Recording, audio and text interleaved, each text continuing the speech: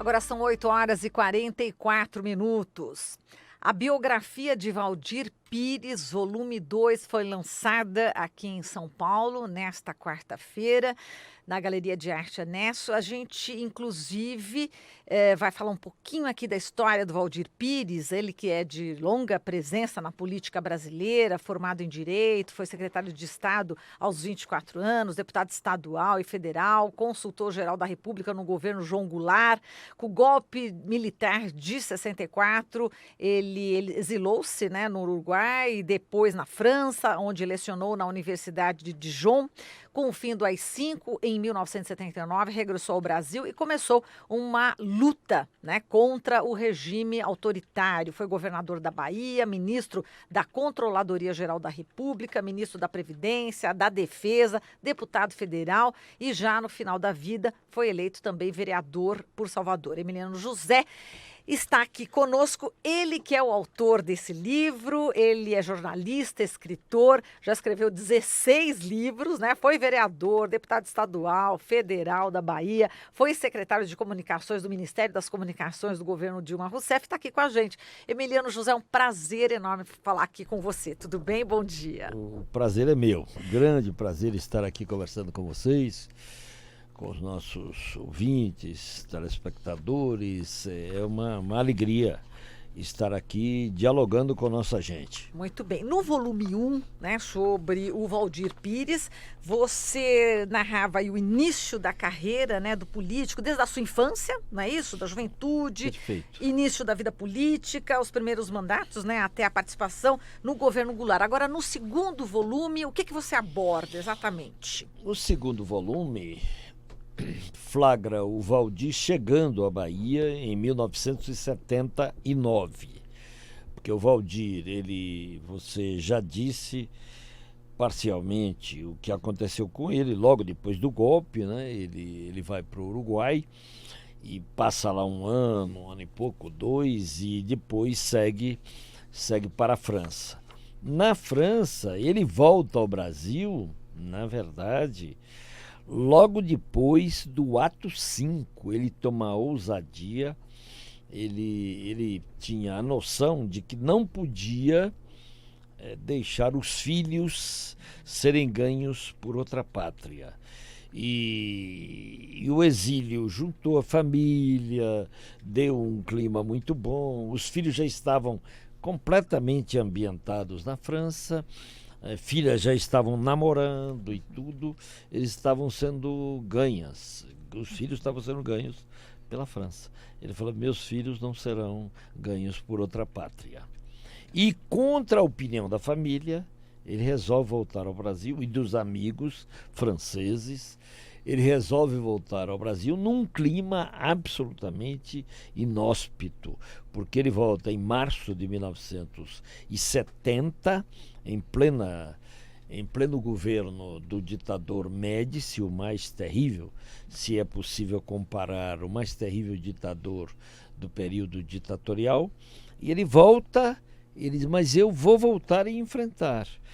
Só que ele não pôde sequer advogar, grande advogado que era, porque não deixava. Chegou, logo foi preso, levado para a Polícia Federal, mas não tinha nada contra ele. Ele então teve que quebrar pedra. Literalmente, ele montou uma pedreira para viver no Rio de Janeiro.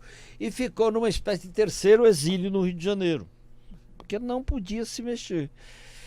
E em 1979, aí sim, com o fim do ato 5 em 1978, ele volta à Bahia com pompa e circunstância, recebido pelas principais lideranças no aeroporto 2 de julho, e passa a assumir a liderança das oposições. O livro começa, o segundo volume, começa aí, porque a história anterior eu conto toda no primeiro volume. Eu pretendi, não tive jeito de fazer em um volume só.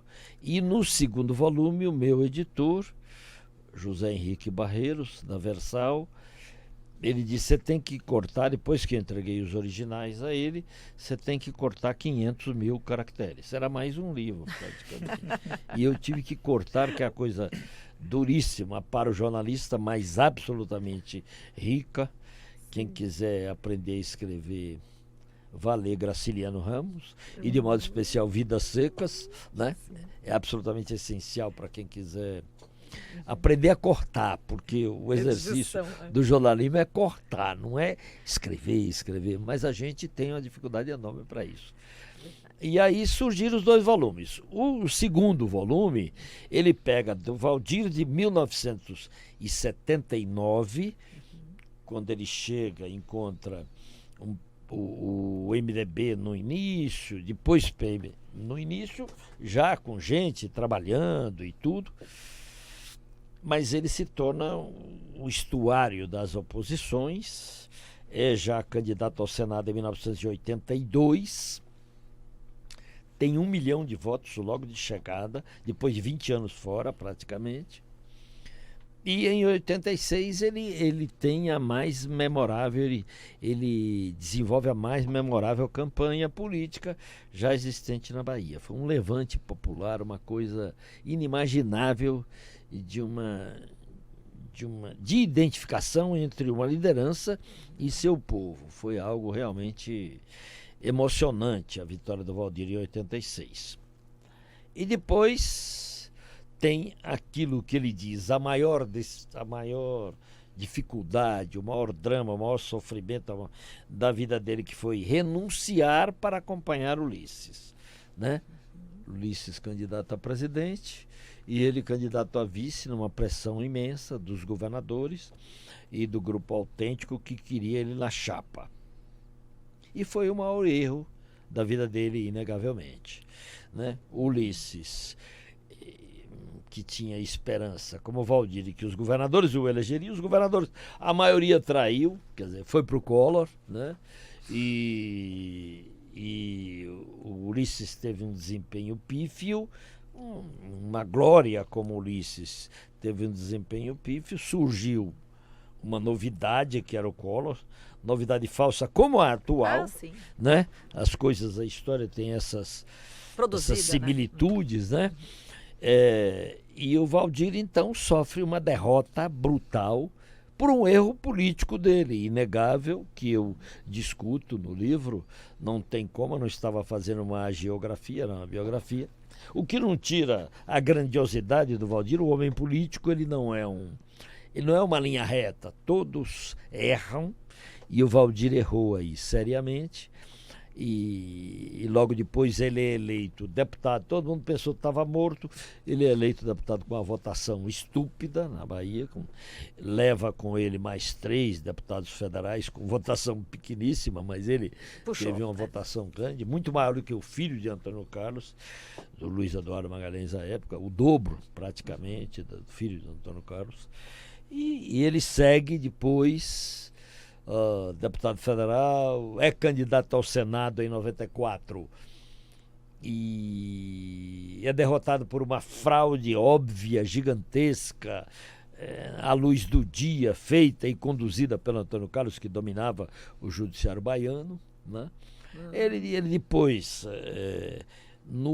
aquilo que ele chamava o outono da vida, ele decide, que é uma coisa rara num político como o Waldir, né? Ele decide vir para o PT, né?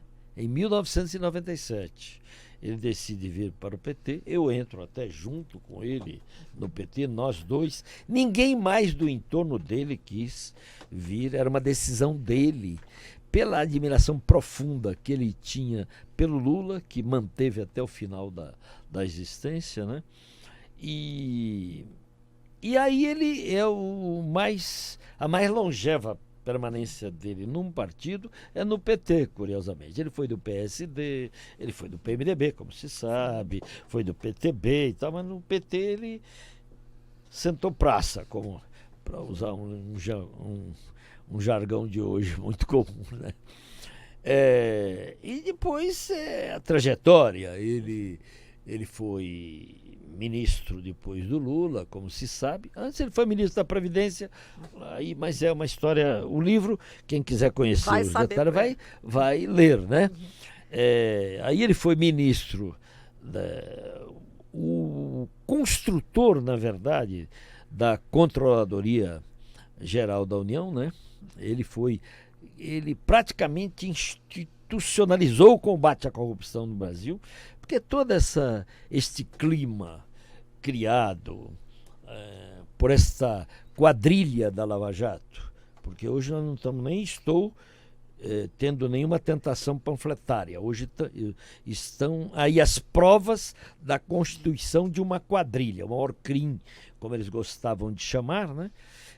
Com esta quadrilha montada para a criminalização da política e para especificamente a perseguição ao Lula, né? Fica parecendo que o PT que seria o partido da corrupção, quando isso não é verdade. O que não quer dizer que um ou outro, um Palocci da vida, não tenha embarcado na corrupção, né?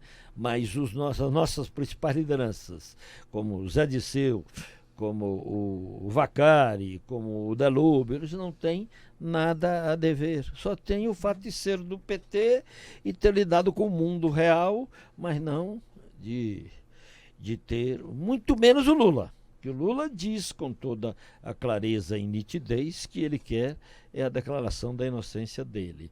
Então, o Valdir, o governo do PT foi aquele que criou os mecanismos para o combate à corrupção. O PT fez isso com absoluto. E o Lula apoiou isso, apoiou o Valdir para ele construir, na prática, uma instituição, a Controladoria Geral da União virou isso, e o Valdir foi um case de sucesso no combate à corrupção. O governo Lula, né? Mas o Valdir como o principal cara, e é um mérito do Lula de chamar o Valdir, isso aí eu acompanhei de perto, para ser este homem. E depois ele vai para o Ministério da Defesa. Aí eu me pergunto, ao longo do texto, do livro, o que deu na cabeça do Lula e na cabeça do Valdir de aceitar, do Lula de indicá-lo para o Ministério da Defesa. Era mais ou menos óbvio, visto hoje a distância e olhado os acontecimentos, que o Valdir não cabia ali. Não cabia porque os militares não aceitavam, né? Aliás, os militares, tem vários estudos aí a respeito, nunca aceitaram a ideia do mando civil sobre o Ministério da Defesa. Há vários estudos sobre isso, nós não chegamos a este republicanismo, né? Nós do PT, creio, eu sou do PT, não nego, e tenho orgulho de sê-lo, cultivamos um republicanismo que nos massacrou no final das contas, mas é uma outra discussão. E os militares foram criando o território para matar o Valdir. Matar no sentido metafórico, mas eles não o aceitavam lá de modo nenhum, né? Isso aí eu conversei muito, ouvi gente, tudo. Conversei muito com o Genuíno, e Genuíno virou um especialista na área das Forças Armadas. É curioso, porque ele esteve muito próximo da discussão sobre os rumos do Exército e das Forças Armadas brasileiras e de uma estratégia de defesa que o Valdir cultivava muito. O programa do submarino nuclear foi com o Valdir, a discussão com a França em torno do submarino nuclear foi com o Valdir. Ele que tinha uma visão da defesa que era uma visão extremamente rica, a visão de uma defesa dissuasória, de proteção dos mares, etc. Não era de agredir ninguém, muito pelo contrário, mas dissuasória. E estamos aí hoje vendo um país entregue por terra, mar e ar, né, contrária a esta visão que tinha o Valdir e o Lula, de uma estratégia dissuasória de defesa e de forças armadas fortes, não para agredir ninguém, mas para dissuadir quaisquer ataques, né? E hoje nós temos forças armadas desmoralizadas, a verdade é esta, entreguistas, a verdade é essa, e nós estamos entregando o Brasil por terra, mar e ar. Era contra isso que o Valdir se batia. Muito bem. Glauco? Não, por favor. A gente já está no finalzinho do jornal. Dá tempo de mais uma pergunta, será?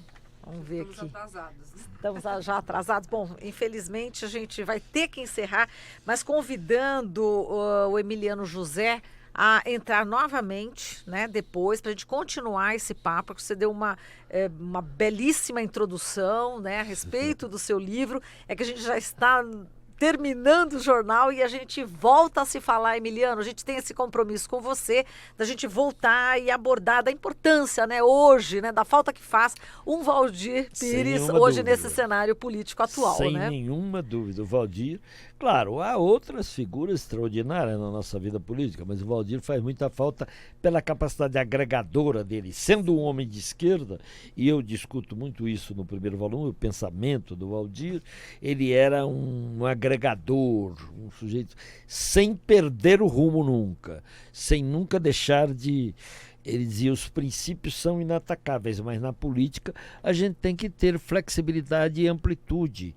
Eu aprendi isso no exílio e continuei aqui às frentes necessárias à vida política, como é necessária nos dias de hoje que nós estamos conversando, face a esse governo de traços neofascistas evidentes, né? Nós temos que juntar o máximo de gente possível que tenham compromissos com a democracia. As dificuldades em relação de unir, né, toda a esquerda, a gente fica para a próxima conversa nossa, hein, Emiliano? A gente agradece aqui a sua presença, um grande abraço, parabéns por esse mais esse livro, tá bom?